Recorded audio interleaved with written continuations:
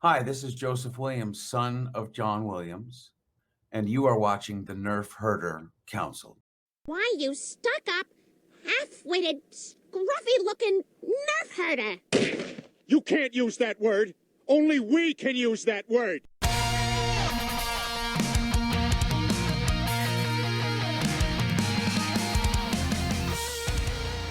You're tuned in to the Nerf Herder Council, your source for Star Wars opinion, conversation, and debate.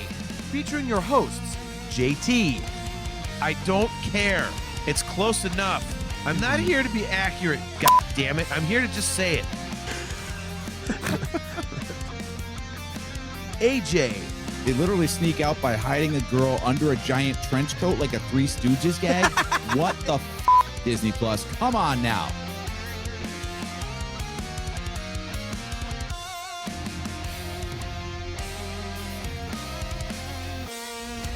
On this episode of the Nerf Herder Council, we're defending 2003's Daredevil.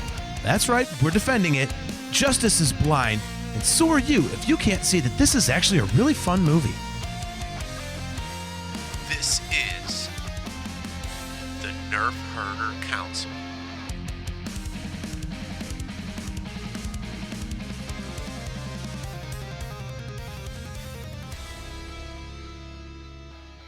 What's up, guys? Welcome to another episode of the Nerf Herder Council. I am your host, JT.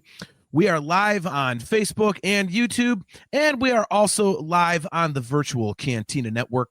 We're live at those locations every other Wednesday at 8 p.m. Eastern Standard Time. We are brought to you by Audible. Go to audibletrial.com/NHC for your 30-day trial and a free audiobook download. If you are watching on YouTube, please do not forget to click the like button and click the subscribe button so that you are notified every time that we go live. If you'd like to get some awesome virtual Cantina Network swag, just go to tpublic.com/user/virtual-cantina. And if you would like to get some awesome customizable Nerf Herder Council swag, just go to shop.nerfherdercouncil.com. Without further ado, let me bring on my co-host, AJ. I just said adieu when I French. Anyway. Hey, I've been learning French on Duolingo lately, so in advance of a work trip. So hey, it's good timing, I guess. Are you nice job. Good pronunciation there. There we go. Adieu. There we go. So, tu parles français. Bees and disease to you too. Name that show. I cannot, sir. I cannot. In the 10-year history of the Nerf Herder Council, that may be our first ever Sanford and Son reference. Oh my God! Wow. Okay, yeah, that's going way back. Yeah. So a couple quick things that I'm excited about before we get into tonight's topic, which you're not excited about. You basically brought up a movie for us. I'm going to cut you off. Chastity, what are you celebrating that's pretty awesome today? Oh, okay. Chastity is celebrating something pretty awesome, she said. All right, what do we got, Chaz? And by the way, great to see you.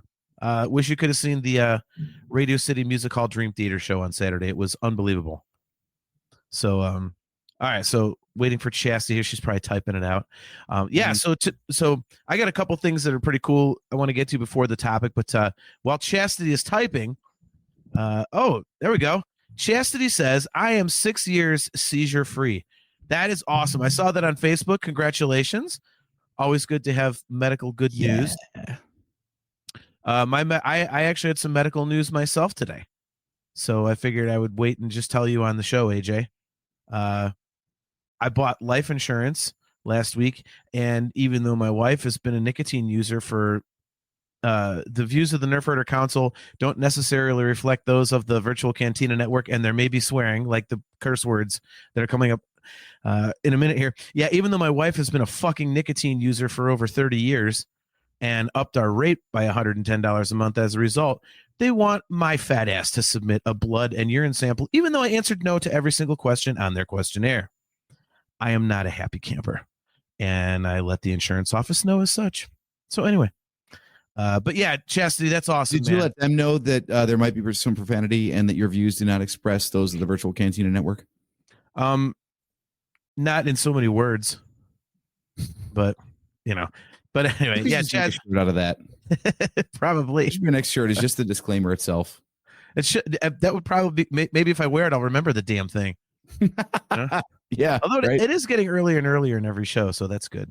Yeah, but no. So tonight I'm drinking a root beer slushy because I forgot to take my root beer 2-liter out of the freezer when I bought it earlier. So I'm waiting for my root beer to thaw. So that's good.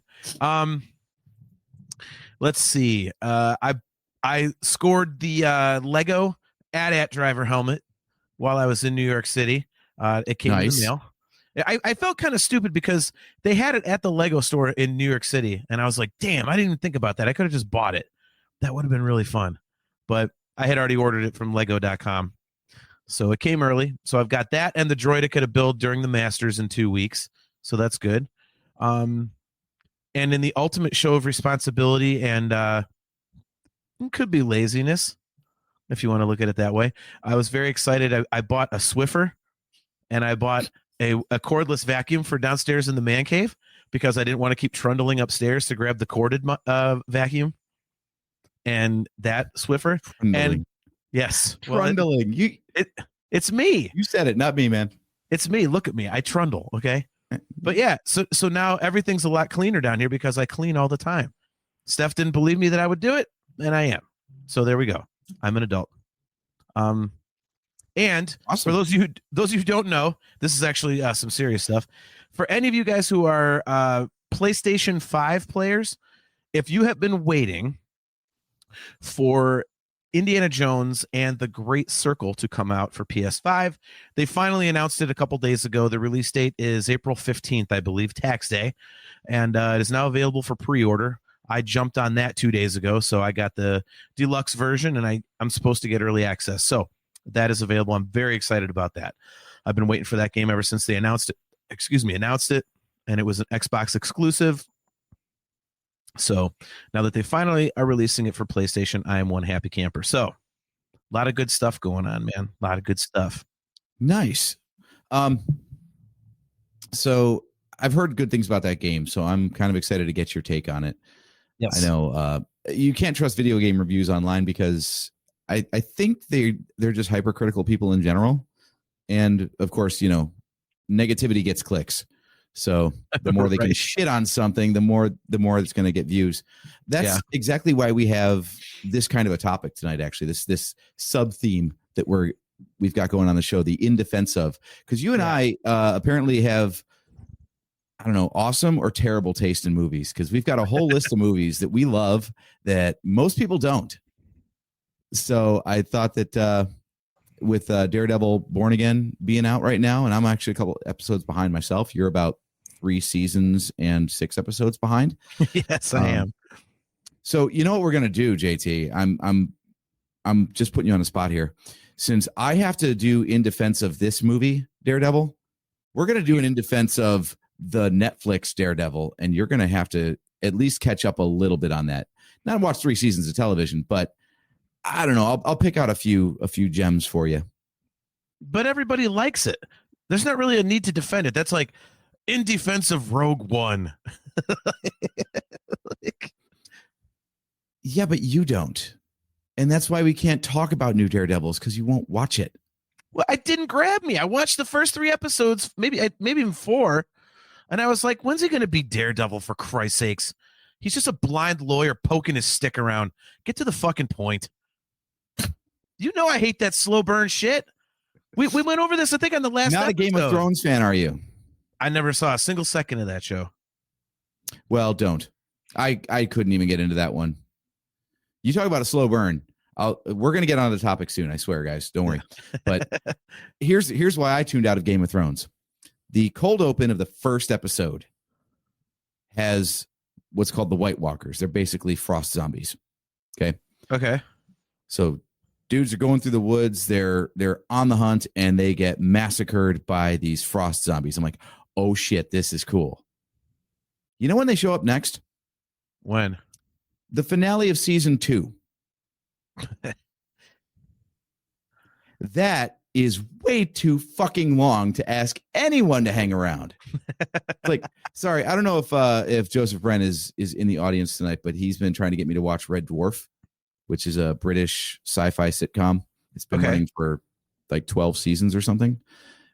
And on and off, like they'll do a couple of years and then like take a couple of years off and then it comes back again. And it's like Doctor Who. It's one of those blind spots in our nerddom, you know, that neither of us have ever really gotten into.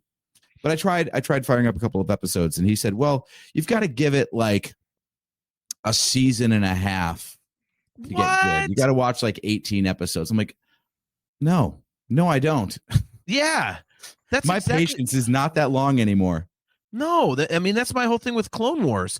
But at least those are like 23-minute episodes. Isn't Game of Thrones like, aren't those more like Sopranos? It's a good hour every time. Yeah, like Sopranos length. Like, I mean, see, that's the thing right there. Sopranos, you get right into it. Like the very first episode, he's like trying to run somebody over with a car and stuff. You're like, all right, I want to see gangster shit. And in the first episode, you see gangster shit. So is it's that like, part of what hooked you with this movie?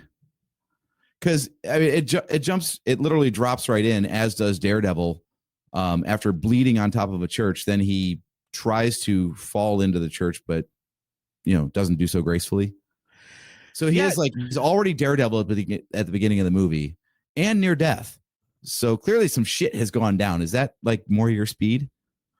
I don't know if it's necessarily that. I just kind of thought that I don't know, something about it just really grabbed me right off the bat. I think it was like the darker tone, because I really, really like those sorts of stories.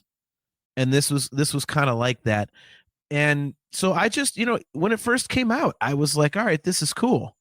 I enjoyed it. I've been defending this movie forever. So this is why it's weird that the Netflix show didn't grab you, because I mean, talk about dark. Like Disney didn't know what to do with it when they bought. Well, actually, when the show was made, they didn't want to like acknowledge it because it did not fit with the MCU. Like it's gritty, it's bloody as all get out. There's a scene in the first season with Kingpin. It's not much of a spoiler, but there's a car door involved and a guy's head. Oh, I've heard about that. Okay, and about 13 uses of the car door. Yeah, I like that. See, I mean, I'll try it again. A part of the problem is with these shows is if I don't have a lot of time to watch TV by myself.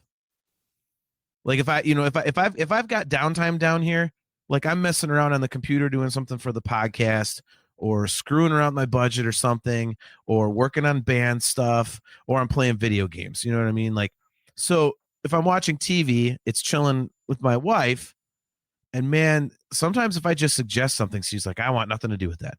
So I'm like, well, there goes that. Mm-hmm. Like I have to rewatch Andor, and she don't like Andor at all. So I basically kind of have to like force her through it, because I don't have the 8 hours really to sit here by myself in the next 2 weeks and just devour the damn thing. So so that's the thing, like going back and checking this out again is going to be difficult, because I mean, and honestly, this movie we're about to talk about did me no favors.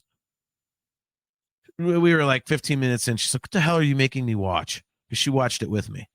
And I went, this hasn't aged as well as I thought. But then after about the first half hour, I was like, okay, I'm back into this. This is cool. But again, talk us through that, because you wanted to bring this up. This is one of your favorites, not one of mine.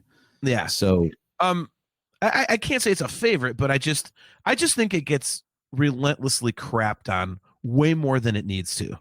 And I also think that not enough publicity has been given to the fact that the director's cut is light years better. There's like 30 extra minutes or something, right? 30 freaking minutes. And everything always says that, I mean, apparently in the audio commentary, the director was talking about how he was pissed off about the fact that they made him provide a cinema-friendly PG-13 cut. 20th Century Fox is like, oh, it needs to be more family-friendly, and he wanted more violence in there. He wanted it, darker, and that's the one thing that I noticed when I first saw that there was a director's cut years ago. I got it, and I was like, why did they cut this 30 minutes out? Everything that, well, I can't say everything, but most of the major things that people complain about are corrected by that director's cut. I mean, it's just asinine. And the weird thing is that it's like the director's cut is 2 hours and 10 minutes long, which these days is the normal length of a movie that we go see. So what the hell were they doing cutting 30 minutes out of it? I don't understand that. Yeah, that's a really good question. I mean, there's always business reasons behind this stuff, but I don't understand that crap. There is a lot of stuff here that in this movie on a rewatch, I didn't know anything about Daredevil when I first saw this movie. I never even really heard of the character before this movie came out. I had heard of him, but didn't know much. So pretty much. Yeah, boy, they really got a lot of stuff different from the comic book on this guy. I'll say that. Like, yes, he's blind. Yes, he wears a costume that is pretty comic book accurate, actually, right down to the logo. Yeah. But like one of the key things of Daredevil is that he doesn't kill. He's like Batman like that. Like he's got that rule that he does not break. And then the first guy he goes after in this movie, well, can't hang out with you tonight, Foggy. I've got to go kill a guy. Yeah. Because we lost the case. Like, what the shit, man? Like that's a huge part of the character. I think Nick Hall, merchandising for toys. Yep. That's right. Yeah, they learned their lesson from Batman. Yeah. Yeah, I didn't know that back then, and knowing it now, it is kind of questionable. But you know, like that's his struggle is always about like, if I killed him, they would just like not be a problem anymore. But I can't. Yeah. Well, yeah. How do I do vigilante shit without actually killing anybody if they're going to keep coming after me and other people? Yeah, and you know me, I hate when they change major elements of an existing story like that. So, you know, if I had known that at the time, I probably wouldn't have enjoyed this as much because I'd be like, "What the hell?" But because I didn't, I was like, "All right, this is cool." And I mean, let's face it, it really was kind of a product of its time. You were mentioning that before we got on the air, and it's, you know, they've got soundtrack is so 2003. Yeah, dude, the total new metal soundtrack and everything. But back then, I mean, that's the kind of music I was writing. That's the kind of music everybody was listening to. So it was almost like, this is like, you know, super cool. Like, look how cool we are. And we've got all these like new metal bands in our soundtrack and everything, and Evanescence and everything is, you know, blew up because of this single and stuff like that. So yeah, I just think this movie would have gotten a lot more love had the director's cut been the one that was released in theaters. But I also think, I mean, unfortunately, upon watching it again, the weaknesses are pretty glaring, and I know that. But I also think part of it for me was also tempered by the fact that, and I said this in the show description, you know, because Marvel has put out such an incredible amount of incredibly great movies since then, we're kind of used to that being, you know, the standard. And this was not that. But I still think it was really, really fun. And I remember at the time I really liked how it was such a different type of a vibe. You know, I just thought the character was cool with the whole blind thing, and you know, his other senses are heightened, and you know, that sort of thing. Like I just thought it was interesting. And you know, I mean, I will say the way they portrayed his super hearing and whatnot, like that stuff was really cool. It looked cool. I love the sound design of it. Like that stuff was all awesome. I forgot that like when he got blinded as a kid, they almost did like the Spider-Man thing. Yeah. It shows like red lightning tingling through the veins of his eyeballs as the chemicals splash in. And I'm like, God damn it. No, it's not a radioactive spider. He did not get bitten. Yeah. Those were the nerves being severed and singed, and it's just that was a little bit cringe. But as an adult, as Daredevil, when they show off like how he perceives the world and everything, that was really cool. That was really cool. So I have a list of stuff that is different. The main changes. So this is the main changes in short. So there are 4 bullet points here. Okay. All violent scenes have been included again.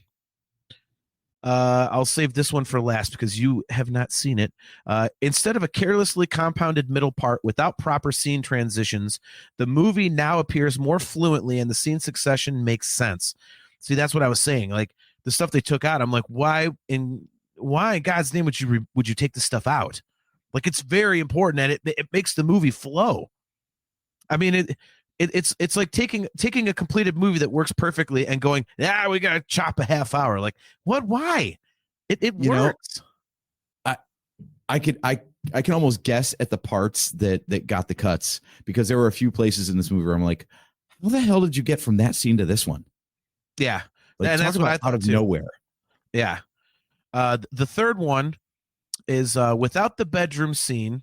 The relationship between Matt Murdock and Elektra seems to be more aloof, and you can feel a kind of tension between them. So that bedroom scene that you saw is not in the director's cut.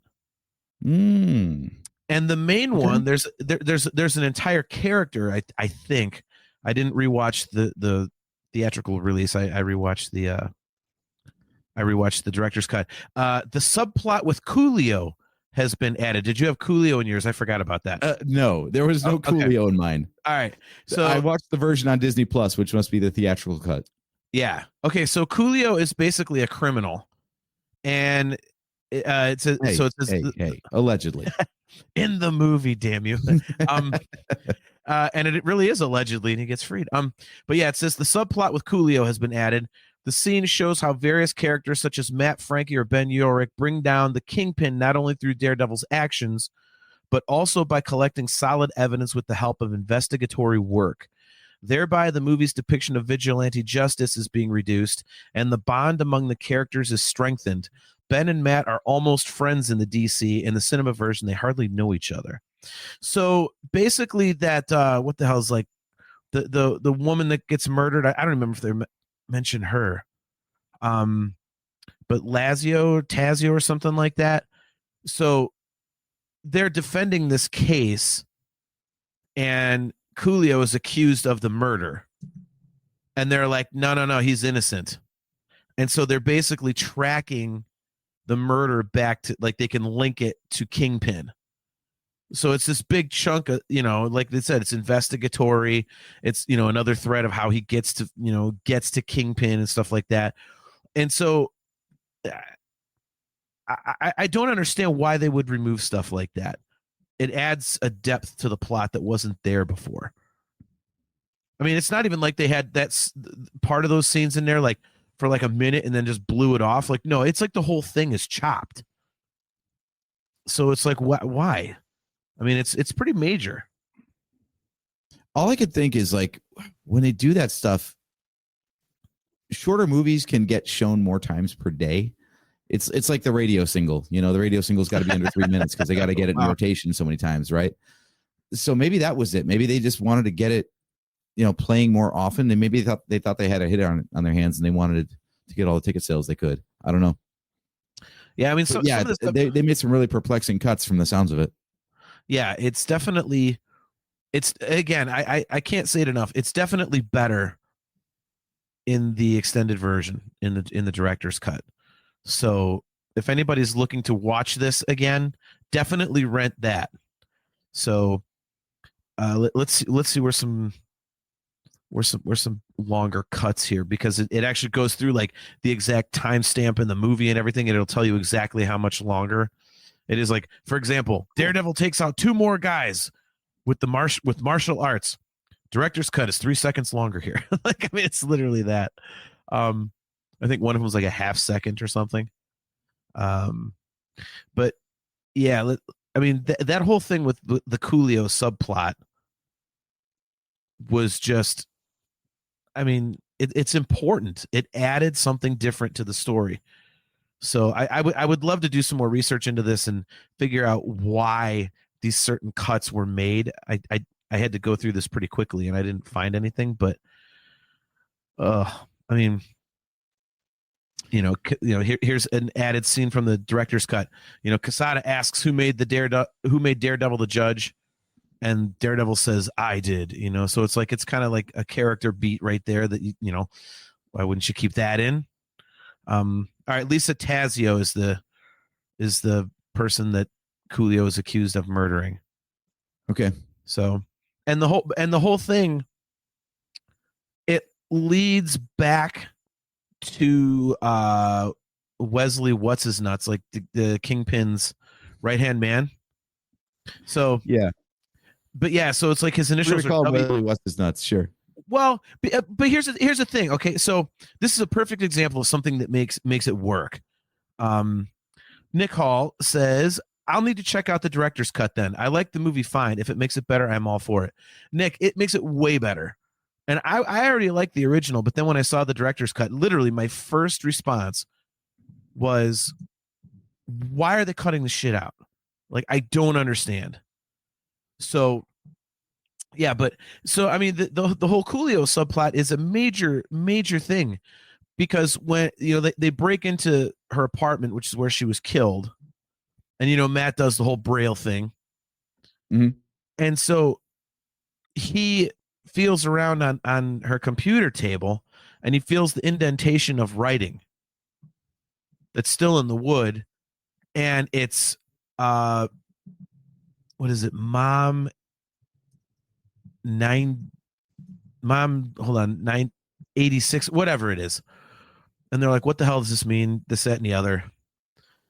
And so later on in the movie, as they're investigating the case and figuring it out and this, that, and the other, it gets pretty cool, because, how Matt Murdock, he can, kind of hear people's heartbeats, and that's how he's like, oh, innocent, guilty, whatever, how he does that whole thing. Well, in court with Coolio, he's like, he's innocent. Well, then the dirty cop gets up on the stand, and the dirty cop, he's like, his heart's beating normally. He's innocent. Wait a minute. Someone's got to be lying. So later on in the movie, he goes to interrogate the cop, and basically, like, out of fear, he's like, you're a slimy bastard. I know it. Like, why the hell is your heart not changing? Like, this, that, and that. We'll come to find out the guy's got a pacemaker. So that's why. So I'm like, okay, that's kind of a cool explanation. I do love that stuff. Yeah. So there's that. And then what's his name? Foggy? Mm-hmm. Like, Foggy Nelson. Boy, Jon Favreau really got to play the shit named characters, didn't he? Who are you in the Happy Hogan? Yeah, Happy Hogan, Foggy Nelson, Dippy Jones. Like, just all the worst names. He could be all of the Seven Dwarfs. That's what he should do in Disney next. I'm dopey, sleepy, sneezy, shitty. Like dude pops up in Punisher. He's like, who are you? Shitburger Magoo. Shitburger Magoo.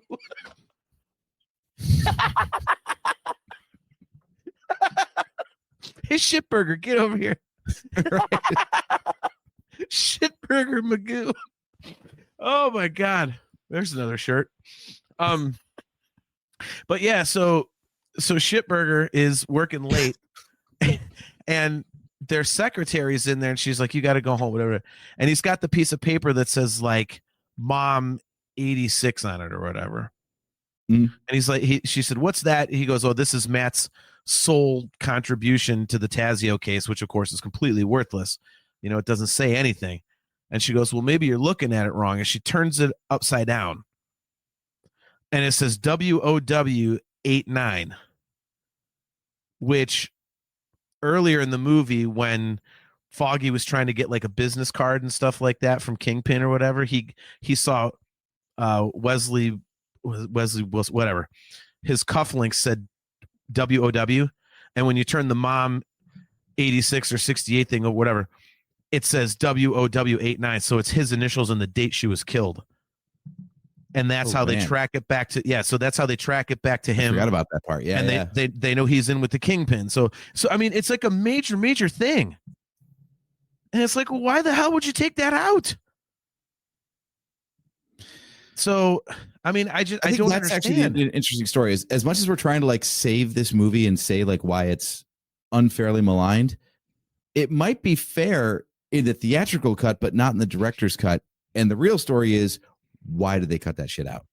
Yeah, I can't fathom, because I mean, other cuts, when you see a director's cut, Like I'm trying to think what I'm drawing a blank, but there's one I saw recently.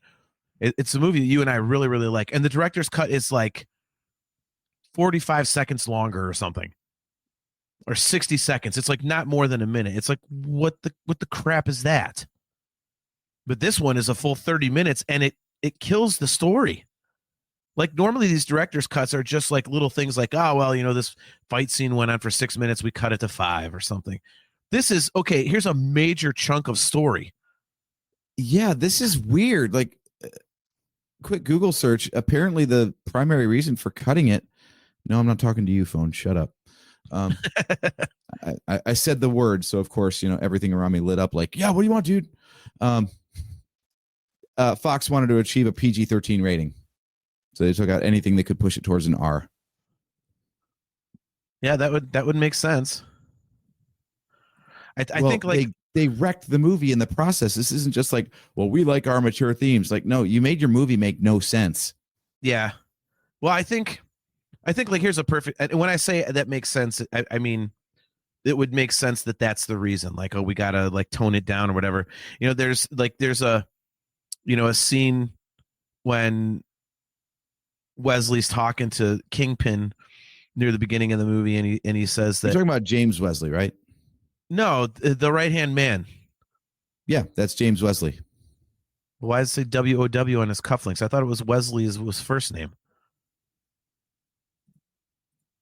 Well, I don't actually remember from this movie, unfortunately. I just know that in the Netflix show and the comic books, he's called James Wesley. Okay, we'll just say James Wesley then. Okay. But this might be one of those like, well, he's David Banner in the 1970s Incredible Hulk. He's not Bruce Banner. We know who you're talking about. Right-hand man. Anyway. Okay, yeah. Right-hand. This is really, I'm like, what did I miss? In any case. So in this scene, they're talking, and Kingpin tells Wesley in the old times they used to cut off the tongues of the bodyguards, and that he loves violence. And suddenly turns around and he just cracks one of his guards in the head and breaks the other one's neck. Just kills them, both of them, for no reason. And so it's like an extra minute, and it's like, okay, well, I could see that being something they would, we can't have this violence. It's like, but I remember when I first saw this movie thinking, okay, Kingpin's a badass. Yes. Nick Hall, his name is Wesley What's His Nuts. Exactly. Wesley O. Right. What's His Nuts. So we've got Shitburger Magoo and Wesley O. What's His Nuts. This is great. This is better than a director's cut. We're saving this movie, man. Good job. This is the NHC cut. but yeah, like when I first saw the movie, I remember thinking, okay, well, Kingpin's a badass because he's just huge. But there wasn't a lot of anything to really kind of, show him doing anything until he fought at the end, really. And so I was like, okay, well, I could have used more of him. And that scene in particular right there, there we go. The fight between Elektra and Matt when they first meet. So that's like a minute longer. One thing that I've tried to remember as I was rewatching this is like, you got to take it for the time it was made. This is like right in the heart of the Tobey Maguire Spider-Man. Yeah. Right after the X-Men movies had started coming out. So like, if you compare it to other superhero movies of the time, it's not a whole lot more cringe than those are by modern standards. Because as much as everyone loves the Tobey Maguire Spider-Man movies, if you try to watch them today, they have their own issues for sure. Yeah. So yes, some of the weird stuff in this movie can definitely be explained away as, well, it worked at the time. Like, the first kill for Daredevil in the subway station, he literally leaves behind. Or no, sorry, no, it was in Josie's bar.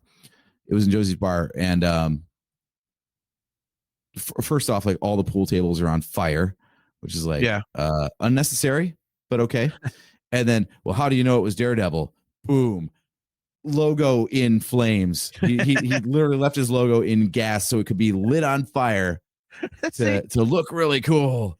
Like, see, I like that. That's one of the things I liked. I thought it was cool. That is one of the cheesiest, like, so of its time kind of things.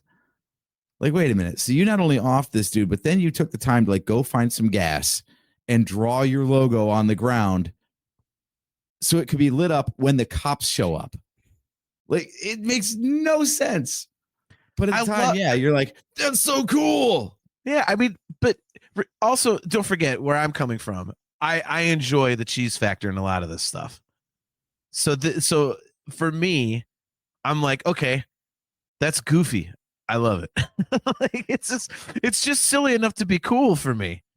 Like, I don't have a problem with it. It's like, yeah, you know, Daredevil's logo in flames. Like, that's so comic booky. It's not even funny. So I think the Punisher did it in his movie around this time too, and Batman did it in his. Like, dude, it's just what people did. I mean, if you're going to be a vigilante, you might as well light your logo on fire, right? Yeah, dude. It works for the Undertaker. I like, yeah, right. Man, I liked the Thomas Jane Punisher movie, and everybody shits all over that one. Man, I'll ride or die with you on Punisher Warzone, but that Thomas Jane one, geez, dude, I liked it.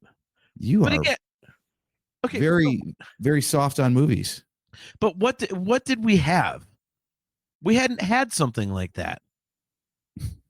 You know, I mean, it's like, I mean, you got to remember, and this is something that happens throughout cinematic history. It's, you know, you watch something and it's great, and then years later they put out a much better version. Of course, it's not going to age as well, but it doesn't mean the original is like a piece of crap. It just means that it was different. And again, I don't know. I also, again, because of the quality of what they've been putting out, I don't really think that this one should be crucified as such.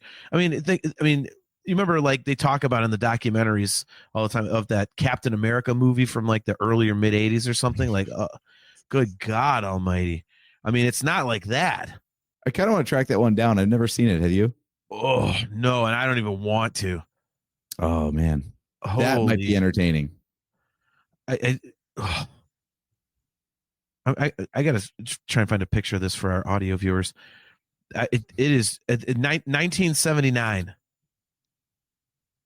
Oh my Lord, is it bad? Because in all these documentaries I watch, they have like some brief footage of that one going, yeah, well, this is what it was before.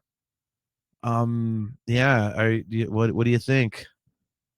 And it's like, yeah, I think it blows. Yeah, I think it really blows. So yeah, I think in general we are spoiled, like you said. Like, the Marvel Cinematic Universe, like once 2008 and Iron Man hit, everything changed because we had all these movies beforehand where they tried to get stuff going. They really did. They tried with the X-Men movies. They tried with the Spider-Man movies. I'm sure this would have gone somewhere. I mean, they had the Elektra sequel / spinoff, whatever the hell that disaster was. Oh my God. There it is, man. Look at that, Captain America. How great is that? Shit. Oh, our audio viewers are loving this. Yeah, that 1979. That's what they gave you for Captain America. A painted motorcycle helmet. The damn shield was clear. God damn. That helmet is for his protection. That's not for aesthetics. Yeah. So like, yeah, that's yeah, wow. That's Tell awful. me you're on an IEP without telling me you're on an IEP. Nice. Ooh. Yeah. Ooh. That's why he's on the motorcycle, because he's a slow kid. That's the only way he can catch up. Right. Miranda Helmick, great to see you. She says 1979 Cap was hot. Or hoot. Yeah. He was an owl. Maybe it was a hoot. Maybe it was a good time. It would have been better if he was an owl. So, anyways, no. So some of the earlier takes on superheroes, as much as we like to make fun of now, like the X-Men '99 or whenever that movie came out, because you know everyone got black leather, of course, because we were in the height of the black leather and neon green glow everything. Yeah. Love the Matrix, but fuck you for being so influential. All of a sudden, like everyone had to have a leather duster and sunglasses and glow neon green. But God, there were some really god awful attempts at making superheroes in live action. It's Yeah. I don't know what changed with 2008 with Iron Man, but holy crap, everything before that, like even this, like looking at the costume, for example, very comic accurate, but maybe like a little bit too much in his case. Because like he's got this like scowl etched into his mask. It's a little weird. Like it, you know how like in comic books, like Spider-Man can have expressions and his eyes can like change size and shape. And you're like, fine, it's a comic book, whatever. But like modern Marvel was very careful not to do that too much because it just doesn't translate to live action. Same thing here. Like, do you have to put like human like wrinkles and scowl into your Daredevil mask? See, I get why that works. I get why that works in a comic book, especially because I think it's more like just a piece of fabric. It's not like a helmet, a molded piece like this. Yeah. But it's just like that little bit goofy, you know, where at the time, yeah, fine. Looked all right and definitely comic book accurate. But then like your wallpaper right behind you here, audio viewers, he's got Bullseye over his left shoulder and nothing like the comic book. So it's weird. Daredevil, they're like, we got to make him as accurate as possible. Bullseye, they're like, what if Gambit just shaved his head and zhuzhed up the fashion just a scoosh? Wonder, come to think of it, I've never seen what Bullseye looks like. I think I'm gonna have to look this up. I think he's basically like Daredevil, but like navy blue or black. And then the thing that he's got in his forehead in the movie is just on his mask or whatever. Oh yeah. Yeah, you're right. Look at that. Who knew? All right, Well, I did. That's why I explained it. Ass. All right, let's see. But that's one thing that did actually kind of throw me off is like, okay, so they clearly were going for like comic bookiness to the nth degree with Daredevil's look. And then like everybody else is just so 2003. It's like nothing like the comic book. Yeah. All right, so on screen now we have what Bullseye looks like in the comics. Okay, so our audio viewers are getting the shaft again. Yeah, that's pretty sweet. Wow, it's interesting they wouldn't go with that look. That's kind of odd. But then again, I mean, that's a dude dressing in all dark red is actually somehow more quote realistic than, I don't know how you're going to get this costume into a live action movie of that time period and not have it look goofy as hell. But that looks like an easy one to do. And by the way, Nick Hall says also they made him Irish instead of Cajun. Oh, he's talking about the comparison between Gambit and Bullseye. Oh, sorry. I thought he was talking about the two. But yeah, the way he can like fling anything with like absolute precision. I'm like, well, that's Gambit. I mean, Gambit flings around playing cards. Anything that Gambit throws is lethal because he's going to charge it up with his mutant power and he can throw anything. Like, so he's Bullseye. Bullseye just can't charge his shots. That's all. Okay. Like I thought he was a cool villain. I thought it was interesting. It's like, how do you fight somebody that can't miss? I thought that was kind of a cool concept. No, that is a cool concept. And I really like the and I always like, okay, so Daredevil can basically see without seeing, which is a huge advantage, of course, because he can just like turn the lights on people, then he can still do just fine. So like, what do? You deafen him. Yeah. That was outstanding.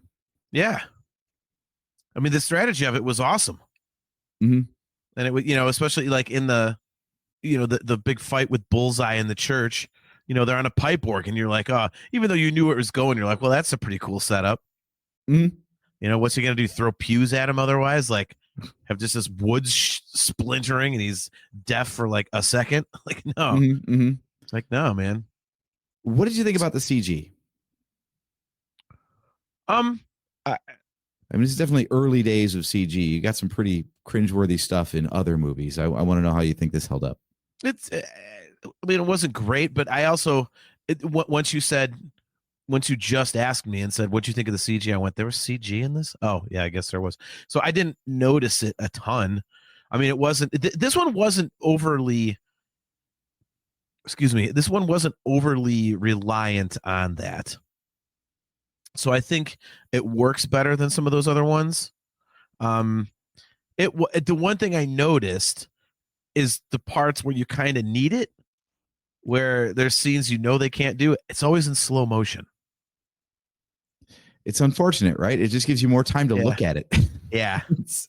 So I'm thinking of like primarily that final fight, where the pipe organ being destroyed, and like, by the way, Daredevil has no actual superpowers, right? Like he can't jump 20 feet in the air or anything, right?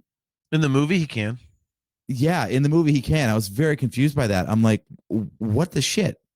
Yeah. Well, I think, and that's the thing. And Nick Hall says, and I agree. He says the glass throwing scene was a little silly, though. Yeah, that was, to me, it just kind of looked stupid how he was catching them, because he looked like he's going, like doing a dance, catching some glass. Like, what the hell was that? But yeah, I don't know. See, I think we're coming at this from two different angles, because you're in defense of this movie because you genuinely like it. I'm in defense of it because it's in that realm of camp. It's trying not to be, but it is. So, I'm a wrestling fan, so you know how wrestling goes. It's either 2 out of 10 or below, hilariously bad, or 8 out of 10 or above. It's good shit. Yeah. So I think you think this is somewhere in the 8 and above camp. I think this is in like the 2 and below camp. So okay. I enjoy it, but I enjoy it because it's not good. See, and I again, when I was rewatching it the other day, like the first 15 minutes, half hour, I was like, oh boy, this is not. Yeah, but then as it went on, I was like, okay, I remember why I like this movie. So I honestly, was think it the Nickelback? Is that what did it for you? No, it's definitely not the Nickelback. Honestly, I wonder how much it suffers from having Ben Affleck, because I know at the time that was really panned. And I have to admit, they've had big name actors in all these other movies, but for some reason, it's just you could believe Chris Evans as Captain America. You could believe Robert Downey Jr. as Iron Man. The list goes on. I just, you can't buy Ben Affleck as a superhero. I'm sorry. It's just not. Yeah, he's had a couple shots at it, and don't even like him as Bruce Wayne. Yeah, I was shocked they made him Batman, because I mean he's there are similarities here with Matt Murdock, and so it's like, man, they're going to give him another chance to do that again. Mm-hmm. So that was kind of interesting, but yeah. I don't know. By the way, going back to these plot differences, they also changed the order of things pretty drastically. Oh, yeah. I'm really gonna have to watch this director's cut. Yeah, it says that in the theatrical version, this is in the middle. This is the middle part they're talking about. Got all screwed up in the theatrical cut. In the theatrical version, it goes street fight, office scene with the invitation, romantic scene on the roof, love scene, and then the ball. In the director's cut, it goes romantic scene on the roof, then the street fight, then the scene in the church, then the office scene with the invitation, and the scene in the church being like the priest trying to get him to come to church and all that crap. So yeah, romantic scene on the roof, and then the street fight. So basically, he has to cut it short, so that kind of adds something to their relationship, him and Elektra. Scene in the church, so it's kind of like, yeah. Here's the explanation. He says there's quite a huge change in the director's cut. The roof scene with Matt and Elektra follows now. In the theatrical version, it's much later. In the director's cut, the scene is a bit longer. You learn that Elektra's mother was murdered right before her eyes. I mean, that's kind of important, Yeah, and what does it say about your script? Or, I mean, maybe it's not the fault of the script, but you shouldn't be able to reorder scenes without consequence. Because that says that they're not actually building a story from scene to scene. If you could just take the 4th scene, let's make that number 2, and we'll keep 3 where it is. It doesn't work that way. Yeah. Like you should see, as you revisit these relationships throughout the movie, you should see some escalation and they grow closer or farther apart or something. It shouldn't just be interchangeable. Like, oh, things can happen in any order. It's totally fine. Yeah. I mean, it changes. It just changes the relationship. And when, you know, they reorder things because, you know, it says the key element, you know, he's talking about between Matt and Elektra is different too. In the director's cut, Matt leaves her in the rain because he hears the sound of a fight. In the theatrical version, this fight is before the roof scene and they make out. It's like, yeah. I remember that. Mm-hmm. Yeah, well, they don't. In the theatrical cut, they're always getting cut off from hooking up. And like, I mean, so it really adds some tension to, you know, their relationship, like it said earlier. And it's just, why in the hell would you cut that out? I don't understand that.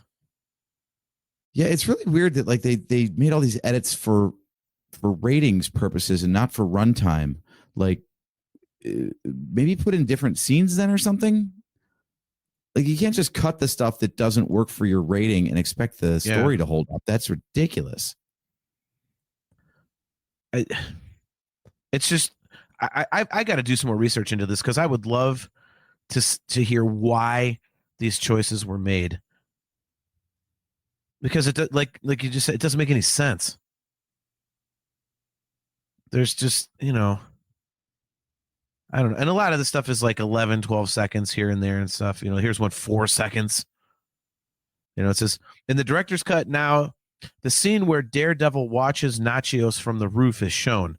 In the theatrical version, you already can see Bullseye standing up on the motorcycle. Like, okay, that's a little pee-pee thing. Like, all right, fine. Whatever. But yeah, I don't know. I just the things that don't work for a lot of people, I don't hold against it. I just don't. It you know, it was a fun movie. I had never seen anything like it. It was because I mean, if you think about it, even the X-Men movies and whatnot that had come out, they were bright. You know, this was more like the 1980. Yeah, I mean, I don't know. I remember the first one being dark, like visually dark, not dark in tone, but the lights were. It was usually nighttime when they were fighting, and they were black leather and all that kind of stuff. Yeah, but I think in general, it wasn't like you didn't have this like serious vibe to it. You know, a blind guy, and you know this guy who never misses. I mean, nothing happy happens in Daredevil. Mm-hmm. I mean, he hooks up with Elektra, but then she gets killed.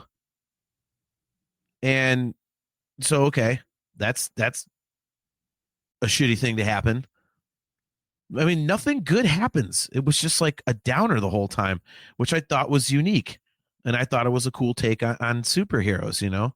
I just, you know, so Miranda says, I think Affleck is a terrible actor, especially in high action movies. I think he's a great actor, but just not in these types of movies. I've liked him in other stuff. Chastity Crawley says, continuity is key. Hollywood needs to learn that. Miranda Helmick, that's the point of the show we're talking about. Her question is, why would they make the theatrical and director's cuts vastly different? That's not the norm in most movies, correct? Yeah. Not at all. Like we were talking about before. Like I want to say it's Aliens, where it's like one's 143 minutes and the other's 144. It's like, well, what the hell? It's something crazy like that. Yeah, usually theatrical and director's cut is just for runtime. Yeah. Nick Hall said the studio has a target they want to hit, and the director's like, all right, well, I have to meet that, but I would like to have more stuff in there. Yeah. Sorry, I almost cut you off there. Nick Hall says that depends on the movie. Rob Zombie's Halloween 2 cut is vastly different. That is a good point. I forgot that the director's cut had a bunch of different crap in it. You know what? I wonder in cases like that, like I wonder how the contracts are worked out. Like, does the director have say over final edit, or does the studio? Yeah, I gotta imagine the reason there are director's cuts is because once the director turns in his cut, then it's up to the studio to do whatever the hell they want with it. Yeah. That one's an interesting example, Nick, because I'm a huge fan of the second Rob Zombie Halloween. That could easily be another In Defense Of episode for me. That one, I think, because it's a horror movie and the plot was so wonky already, I don't know if those two cuts were such a glaring difference to me, like these two cuts of Daredevil. Because I think the director's cut of Halloween 2 still had all the gore. It still had that goofy white horse stuff in it. So I think that one is not as glaring as the Daredevil cuts. But that's a very good example. Thank you for reminding me of that. But yeah, I mean, you're looking at the camp and everything, AJ, and I'm just like, I wanted to be entertained, and I was. It was a different kind of vibe. It was much darker, always in the shadows. Nothing good happened. Like, oh, this is cool. It's a different take on superheroes. And I think while we were talking, I thought of something that kind of might explain why the stuff from 2008 forward worked better, even though it was, all those things in the Infinity Saga and whatnot obviously are fantastical and whatnot. They do seem to be grounded in a little bit more reality. You know what I mean? Because like you just said, you bring up the example of Daredevil being able to jump like 20 feet. It's like, well, he can't do that. So when you got him doing that in 2003, well, they didn't do that in the Infinity Saga and stuff. It was like, no, if like Captain America do it, but that's because he's Captain America. Iron Man was just a man. Yeah, if you've got superpowers and super strength, great, sure, jump all you want. Yeah, but if you're just in a suit, like that's always been one of my issues with Batman is Batman's just a dude in a suit. So unless you're going to explain that the technology in the suit is doing stuff, I still feel like he's limited to being like just a really fit guy. So he can only take so many punches. He can only run so fast and so far. He can only jump from a certain height without breaking a leg, So even with Batman, it can get a little bit ridiculous sometimes, the punishment he's able to absorb. See, and thankfully with Batman, I think it was done a solid by that crazy TV show. Because people who are familiar with that, which they were 20 years apart or whatever, 23 years apart. Maybe they weren't. But hell, even in that first Batman movie from the 60s, when he's like flying over the ocean, like hanging out of the helicopter on the ladder, and the shark comes in, like, shark. Yeah, good thing I brought my bat shark repellent. Like, it's like, ugh. They kind of established right away the goddamn utility belt's got something for everything. You know what I mean? Right. So you kind of expect that. That's like his thing. So I think you kind of get used to that. And also a lot of the stuff in the 89 Batman and forward, like when he has to get somewhere, he's like using a repelling thing.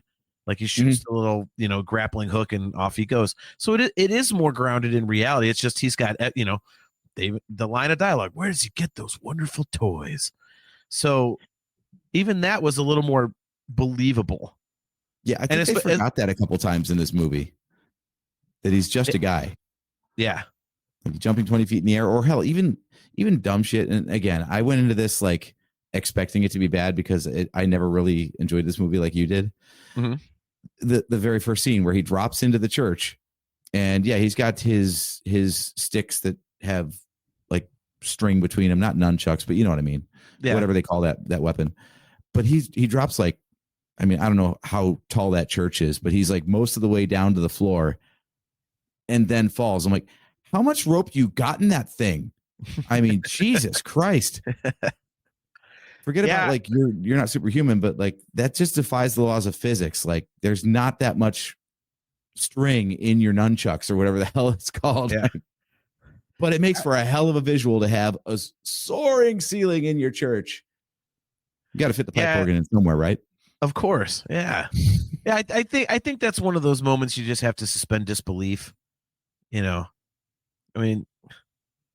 Yeah, Chastity Crawley with a good point. She says, like, there are scenes in Harry Potter and the Sorcerer's Stone that were cut out completely that would fill in so many holes. It may not be just because of time. Harry Potter 7 and 8 are way longer. Yeah, I'm actually in the middle of watching those right now. Yeah, I mean, that's a good point. I love the mute button on this thing because I can burp and no one knows. But now they do, so I ruined it anyway. So, yeah. Way to go. Yeah, Chastity also says, well, doesn't Alfred say, what is the point of all those bloody push-ups if you can't lift a log? When he lifts the beam off Bruce Wayne in the fire. He's a guy in a super suit, but he's just a guy. Yeah. I don't know. I think the fact that they did ground it in some sort of reality going forward kind of removes the camp from it. And I think they made the stories a little more human. And honestly, I think I think a massive difference is the difference in dialogue. Growing up and I'll be honest, even up until probably like I think we started this show, people would bitch about the dialogue. I'm like, well, it ain't that big a deal, unless it's something glaring like that damn love scene in Attack of the Clones. But other than that, I'm like, it's But now that I've kind of like grown older and kind of looked for it, I'm like, yeah, man, dialogue makes a really big difference. And this had some shitty dialogue. I mean, being completely honest. So that I don't think helped it either. That was one of my so bad it's good moments, is just hearing them call out like all the catchphrases, right? Like, well, you've got to talk about being a man without fear. Yeah. And you've got to talk about the devil. And like every other thing that, Daredevil is known for saying or being, like every catchphrase from the comic book is here, and not cleverly. It's just in there. I swear, like someone lost the bet. They're like, oh, it's been 7 minutes since we said something that people would recognize. Someone quick, call him the Devil's Hell's Kitchen. Okay, good. Wink, wink, nod, nod. Yeah. Did you hear it? Did you hear it? Well, that's like, I was in New York City over the weekend, and we were kind of. Did you go to Hell's Kitchen? We were staying pretty much damn near in Hell's Kitchen. So yeah, I was like, wow, okay. Which was ironic because I was there to go see Dream Theater, and my favorite Dream Theater instrumental is actually called Hell's Kitchen. But yeah, it was weird because like we were in the hotel room, kind of relaxing in between activities at one point, it was kind of power napping, and the RoboCop remake came on, and I was like, it's not as bad as the Total Recall remake, but it ain't great. And when the guy busts out with, I wouldn't buy that for $1, I'm like, seriously, are you kidding me right now? Really? Yeah. If you're gonna say the line, say it properly. Don't reverse it. That is just asinine. Ugh. There's one. Can we make a promise we're never going to talk about that RoboCop on the show, please? Oh no, that's fine. Yeah, I don't. No, that means I would have to actually have to sit through it again. Yeah. The other thought that struck me as I was watching this is Daredevil 2003. Like, you really have to say that now because the more modern interpretation is just so much more famous. Yeah. We're only 5 years removed from Iron Man. It's crazy to think that these two movies are so close together and yet so vastly different. Well, and how many things that Iron Man just got to work that were attempted here and just didn't. Well, I think they saw what wasn't working. I mean, it was, they had enough examples of, things that fans were bitching about to where they could go, okay, we need to fix this. We need to fix this. We need to fix this. I will say, if you want to see something really interesting, I talked on the show previously about that Icons Unleashed or Unearthed or something on Amazon about Star Wars, which was awesome. Well, apparently it's not just that serious, because I watched one about the Marvel movies, and it goes from the beginning, like all the rights things and all that kind of stuff, all the way through Ant-Man. So that cool. and they also do one about Batman, which is excellent as well. It basically starts with how the guy bought the rights to Batman for some ungodly, crazy cheap amount of money, and he wanted to make a dark and gritty Batman like the comic books showed him, portrayed him as. Mhm. And that's, the genesis of the 1989 Batman, and then it goes from there. It goes through the Nolan trilogy and stuff. And but yeah, so I mean, there in the Marvel thing is really, really interesting, and it kind of tells that story of there were so many failures beforehand that doing Iron Man was just such a damn risk, because everything else really hadn't, outside of the Spider-Man movies, at least the first two anyway, there was no real big, blockbuster hits. Mm-hmm. So, yeah, again, it's so hard to quantify why a movie like this doesn't work, but everything afterwards did. But again, I think it does come down to dialogue, and if I really had to think about it, dialogue and grounding this stuff in some sort of reality, because otherwise it can be campy, Yeah, I think a lot of this one comes down to time and place. Like, some movies are timeless. This is not one of them. But at the time it was made, this is one of those ones, because I think we both saw this one when it came out, or shortly thereafter. We must have rented it or something. Yeah, I saw it in theaters. Yeah, we enjoyed it. We definitely enjoyed it. It hasn't aged well, but that doesn't mean it was a bad movie at the time. So I think if you walk into this in the lens of it's 2003 and what was cool in 2003, okay, keep that in mind and watch the movie. Totally, I would call it fine. I wouldn't call it good, but I call it fine. It was on par with the other stuff, and most superhero movies weren't that good at the time. Yeah. And this is probably, I got to check my dates to be completely certain, but I want to say this is like, what this movie reminds me of a lot. This movie reminds me of the first attempt at the Mortal Kombat movies. Oh, I don't think it it's just has that cheesy style about it, right? Like the stilted combat and just like the look, like the cameras they used or something. Like, you can almost tell. We've watched enough movies now. You can almost tell like when a movie was made just by looking at a frame, and you're like, oh yeah, the cameras of those years looked like that. Right. Like if you fire up Fifth Element, you're watching like late 90s sci-fi. Yeah. And early 2000s, especially ILM anything, you've got digital is all get out. Yeah. Like 80s movies just have a look about them, and I swear it's just down to the equipment used to film this stuff.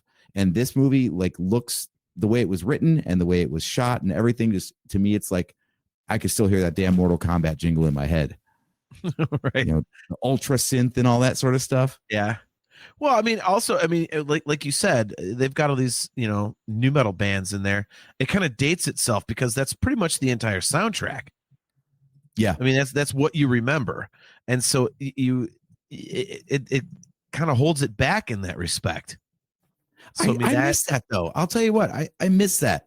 Like, it used to be that a movie would come out and it was so loaded with like pop music, especially like hard rock, heavy metal, that the soundtrack was almost just an excuse to get a compilation of a bunch of B-sides of bands that you love. Like, what was it? Dracula 2000, I think, was a banger of a soundtrack. It had all the bands you could ever want to listen to. Had nothing to do with the movie whatsoever, but they're like, sure, what the hell? Yeah.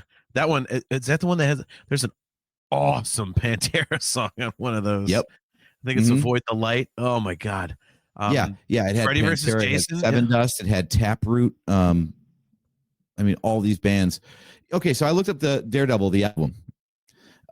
Fuel, Seether, Nickelback, Saliva, Rob Zombie with Drowning Pool, and Evanescence. There's three others that I don't recognize, but yeah, 6 of the 9 songs. Oh wait, sorry, I didn't hit show more. There's actually 20 songs on here. Hoobastank, Chevelle, another Evanescence, 12 Stones, Finger 11. Need I go on? Wow, that's crazy. Talk about of its time. Holy shit! Boy Sets Fire, nice. There was a Hoobastank song in it. Moby. Oh. Moby, a 36-year-old bald guy. Every time I hear his name, I just think of the Eminem tune. Yeah.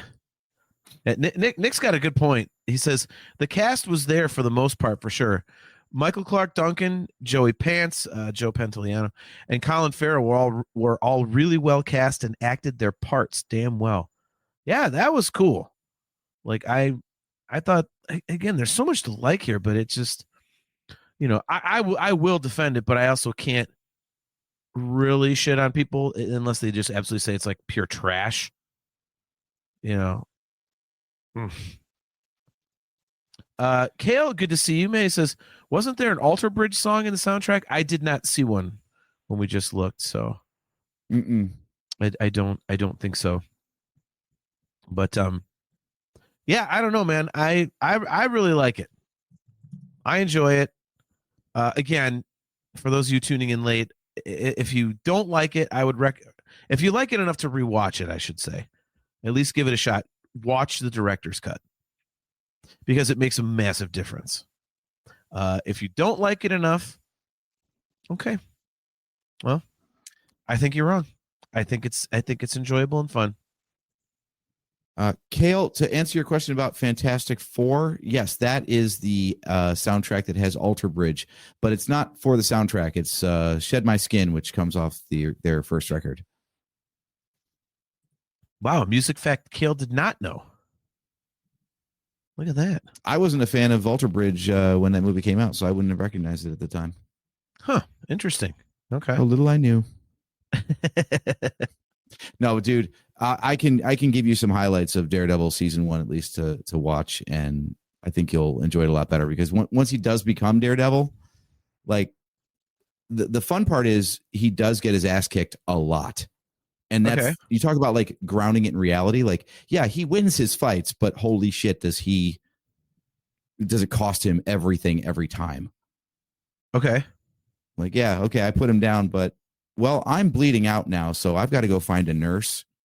Like, that kind of thing. And the show's signature was that they started it in season 1, and it was such a hit that they, no pun intended, did it every season. They had what's called a oneer.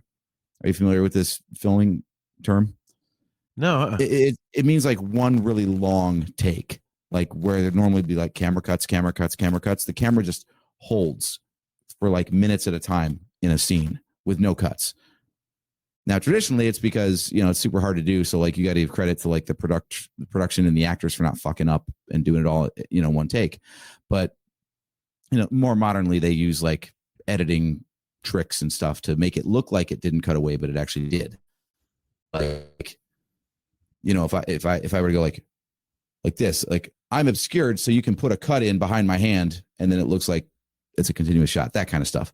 But anyway, there's this hallway fight where the camera just goes slowly down this hallway as Daredevil is fighting a horde of goons in and out of different rooms and doorways. So like he's fighting in the hallway and then he fights into a room. Well, the camera's still here, but then he gets punched back into the hallway again and then like goes back into another room, and like it's like 3 or 4 minutes of fighting. It's awesome. And they do one of those in like every season. Kale says oneer. See, 1923. Isn't that 1917? Yeah. If I'm thinking of the right movie. Mm-hmm. Also again, that's not actually Birdman. A oneer. It's just edited to look like a oneer. Yeah, true. That Birdman was supposedly a oneer, but I doubt that. No, if you want an actual oneer that's kind of fantastic, God, we're down the rabbit hole now, and I can't believe I'm gonna bring up Nicolas Cage, but I think it's called Snake Eyes. Really? The opening scene is him in an arena, and he basically walks through the entire damn arena in one shot. Like he's having a conversation and runs into somebody else, and he has to go over to this part. It's like 5 minutes, and yeah, it's like, how do you not screw up a take that long? Huh? Yeah, I think this is what I'm thinking of. Yeah, when he attends a high-profile boxing match. So yeah, so it starts at the arena with the boxing match about to go down, and it's like just 5 minutes, all one take. Wow. Okay. See, that kind of stuff does fascinate me. I do like when they do those kinds of tricks because it's like, how'd you do that? Like a famous one of those is the opening scene of the original Halloween movie in '78, like with the camera basically like from the perspective of Michael Myers, like walking around the house, up the porch, into the house, up the stairs, and it was all one. Mm-hmm. It's like, wow, okay. 12 minutes for this Nicolas Cage scene, by the way. Whew, man. Yeah, bonkers, like you said, right? Like you said, could you imagine not making a mistake for 12 minutes? Get like 11 minutes in, you flub a line, like, fuck my life. Okay. You got 2 lines left. That's the one you mess up. God damn it. Oh my God. That's hilarious. Last line. Goodbye, sir. In the take. See you, buddy. Shit.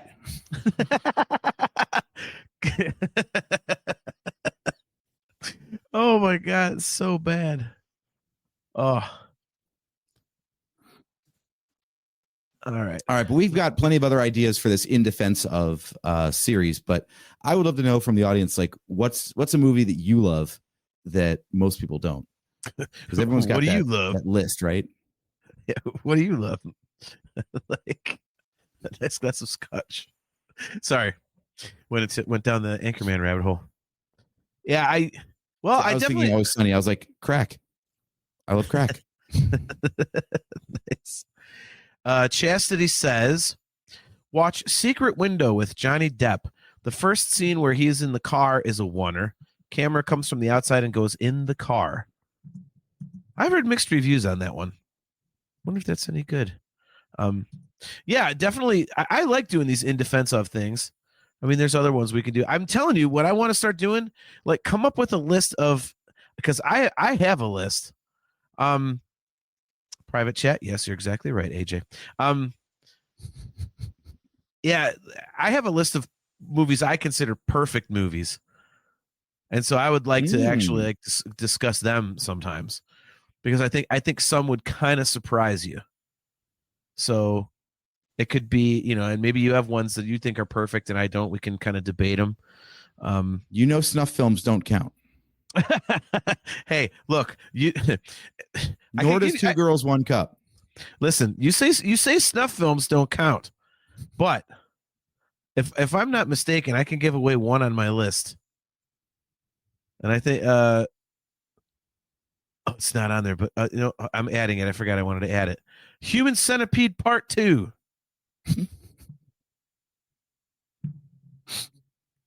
Come on, man. That is as horror as a horror movie can possibly get. Yeah. We're going to say that one for October, though. Yeah, that's fine with me. That's our horror month. Is there? So what's coming up next on the Nerf Herder Council in 2 weeks? So in 2 weeks, we are going to be doing our Andor primer. So we are going to be recapping season 1, discussing all aspects of that show, and kind of trying to see if we can predict things that are going to happen in Andor season 2. Just basically doing a ramp up to Andor season 2, because the 2 weeks after that, we will be discussing the first few episodes that have been released of Andor season 2. So the next 2 episodes. The next 2 episodes. Yeah, exactly. The next 2 episodes of the show are going to be Andor related. So we're going to get everybody caught up. And I think we will also be doing a guest spot for some virtual Cantina Network coverage of Star Wars Celebration Japan. And the dates of that are April 18th through the 20th. So we will be filling in and doing a little bit of content there, because several members of the usual crew that covers Celebration, they are going to be in Japan. So they'll actually be attending the event. So they will be unable to provide their usual coverage, but we'll be doing. Did they say why they won't just broadcast from the bathroom? I still wish we had that damn bumper. That was fantastic. Only once we got in the bathroom did we realize how bad of an idea that was going to be. Right. So for any of you guys who don't know this story, this is old school Nerf Herder Council. So one of the first celebrations we were at, AJ and I we had the idea for the podcast, and we were like, oh, we should record an episode from the bathroom at Celebration and just get random people like, talking about Star Wars. So we're like, we're going to do it. So we got kind of lubed up a little bit on like, I think Saturday or something. And we were in the bathroom and instantly realized this is not as good of an idea as we thought it was. This is really like invading people's privacy. Background noise. but we did get an awesome bumper out of it. I just can't find it. So we did record a bumper for it, but yeah, that was our grand idea. We thought we were so hilarious because we were going to record an episode of the podcast in the shitter at Celebration. Needless to say, we did not. Cooler heads prevailed. It was I'll never forget how instantaneous it was. Both of us looked at each other like, "Ooh, yeah, this is a bad idea." So that was pretty damn funny. But yeah. So anyway. Yeah, so we're going to be back to our usual Star Wars content over the next month. We will talk some Celebration on this show as well, but honestly, looking at the panel lineup, let's face it, unfortunately, Star Wars is kind of at a low point right now. It's got Andor, but that's about it. So there's just not a whole lot going on right now that usually we gush about Celebration, but yeah. This one is just, and they usually dial it back for the international ones anyway. Is this 3 or 4 days? I forget. 3, 18th, 19th, and 20th of April. Yeah. Okay. So yeah, even that it's a little smaller scale of an event. Obviously, if anything big comes out about it, we're at their, they're going to announce something that we haven't heard of yet, I'm sure. But we'll cover the important stuff, but we're not gonna go in depth on our show like we usually do over Celebrations because the international ones just kind of come and go. Yeah, I think that the biggest thing that we're going to get is finally some news about Mandalorian and Grogu. So I mean, it comes out next year, so I'm wondering how much they have done that they can show us. So that'd be pretty interesting. I'm trying to. Where's the damn? Yeah, I guess there'll be at least a teaser trailer for them. It's got to be something. Mm-hmm. All right, let's see. The panel schedule. Is there anything great? Oh, at 9:30 on Friday, there's the Bachi Maku Hyperlane. There we go. 9:30 a.m. Collectors Social. They're having a social at 9:30 in the morning. Whew. Good Lord. All righty. Let's see. So the main panel at 10 a.m. on Friday is the Mandalorian and Grogu. Who's the boss? The lack of Andor stuff was kind of surprising. Yeah. I thought that this was going to be Andor's Celebration. They have a panel, Star Wars TV ads through the years. Yeah. You can tell they're really running out of shit. Yeah. Dark Side for Life. Why the bad guys are so impactful and just way cooler. Ahsoka's Underworld. Lucasfilm Publishing. Trying to find where all these big ones. This is not laid out very well. Interesting. Yeah. So 10 a.m. on Saturday is the Andor panel. So there's a big one. Let's see. It looks like the main. Wow. Yeah, this would not be for us, dude. You know what the main panel is at 10 a.m. on Sunday?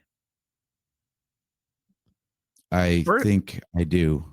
First look, Star Wars Visions Volume 3. I mean, they're in Japan and it's an anime series, of course. It does track. Yeah. Here's a good one. ILM presents The Mandalorian and Beyond, behind the scenes of The Mandalorian, The Book of Boba Fett, Ahsoka, and more. I just want to know when the closing ceremony is. 3:30 p.m. Okay, let's find this out. What time in America is 3:30 p.m. Eastern time? Actually, what America, asshole. How about Cleveland, Ohio, dildo? What a moron. I I can't love believe your I just did that. self-talk. It's fantastic. Guys, you should hear this guy on a golf course. It's astounding. Oh. All right, so 3:30 p.m. our time is 4:30 a.m. there. Ah, damn it. That means it's going to be 4:30 in the morning on Monday. Oh, no, but that means when we wake up on that Monday morning, dude, we're going to know when the next celebration is. And then the wait is on. Yeah, we're already looking forward to Celebration 2027, folks. 50th anniversary of Star Wars. I think they might have something big planned for that one. Yeah. That's guys, real quick, and then we can close up shop because we're just kind of riffing here, but yeah. We have been waiting for this because having done the 40th anniversary in 2017, that was a massive event and there was so much cool stuff. So 2027 can't come soon enough, except financially, in which case it can keep its ass away for a few years so I can save. But so all right, man. Well, why don't we close up shop on that celebration related note. Thanks everybody for tuning in again to another episode of the Nerf Herder Council. We are brought to you by Audible. Go to audibletrial.com/NHC for your 30-day trial and a free audiobook download. If you're watching on YouTube and have not done so yet, please click the like button and click the subscribe button so that you are notified every time we go live. Hit the notification bell as well. Excuse me, forgot that part. If you'd like to get some Virtual Cantina Network swag, just go to tpublic.com/user/virtual-cantina. And if you would like to get some customizable Nerf Herder Council swag, go to shop.nerfherdercouncil.com and you can get all kinds of great stuff there. So don't forget, guys, we do have all of our socials at the bottom of the screen, our Patreon, our Discord, our X/Twitter, whatever you call it, the Blue Sky thing. I don't even know what that one is, but but we have those. So those are at the bottom of the screen if you'd like to follow us there. And we will be right back here. It will be, April 9th. April 9th, correct. So yeah, on Wednesday, April 9th, we'll be right back here.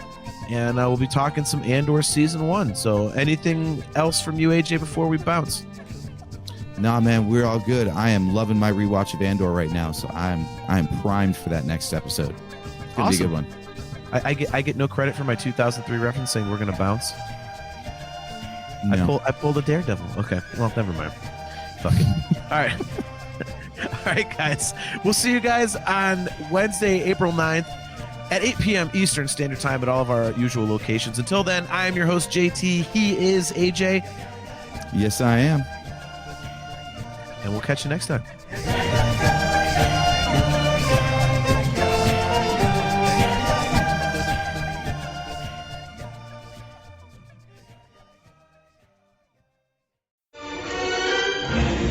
This bucket of bolts is never gonna get us past that blockade. This bucket's got a few surprises left in her. Plus, me and Chewie are on it. Ain't that right, Chewie? Hell yeah, you my Nerf herder. You my Nerf herder.